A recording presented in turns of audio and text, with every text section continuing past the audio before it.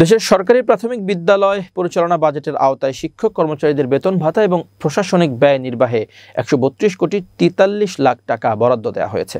বুধবার ২৯ অক্টোবর প্রাথমিক শিক্ষা অধিদপ্তরের অর্থ ও রাজস্ব বিভাগের চিঠিতে তথ্য জানানো হয়। তবে অব্যয়িত অর্থ ২০২৬ সালের ৩১ মের মধ্যে ফেরত দিতে হবে। প্রাথমিক শিক্ষা অধিদপ্তরের অর্থ ও রাজস্ব বিভাগের ওই চিঠিতে জানানো হয়, সরকারি প্রাথমিক বিদ্যালয়গুলোতে ইন্টারনেট, ফ্যাক্স, টেলেক্স খাতে বরাদ্দ করা অর্থ থেকে মাসে ১,০০০ টাকা হারে ইন্টারনেট বিল ও পরিষ্কার পরিচ্ছন্নতা খাতে বরাদ্দকৃত অর্থ থেকে মাসিক ৫০০ টাকা ব্যয় করতে হবে। যেসব শিক্ষক মাসিক সমন্বয় সভায় যোগদান করেন এবং অন্যান্য সরকারি কাজে বিভিন্ন স্থানে ভ্রমণ করে থাকেন, সেসব শিক্ষক সরকারি বিধি মোতাবেক ভ্রমণ ব্যয় প্রাপ্য হবেন। এতে আরও বলা হয়, ২০২৫-২৬ অর্থ বছরে পরিচালন বাজেটের আওতায় সরকারি প্রাথমিক বিশ্ববিদ্যালয়সমূহে কর্মরত শিক্ষক কর্মচারীদের বেতন ভাতা এবং প্রশাসনিক ব্যয় নির্বাহের জন্য সংযুক্ত বিভাজন মোতাবেক ১৩২,৪৩,৬৯,২০০ টাকা সংশ্লিষ্ট ইউপি-টিপিও বরাবর বরাদ্দ ও মঞ্জুরি প্রদান করা হলো।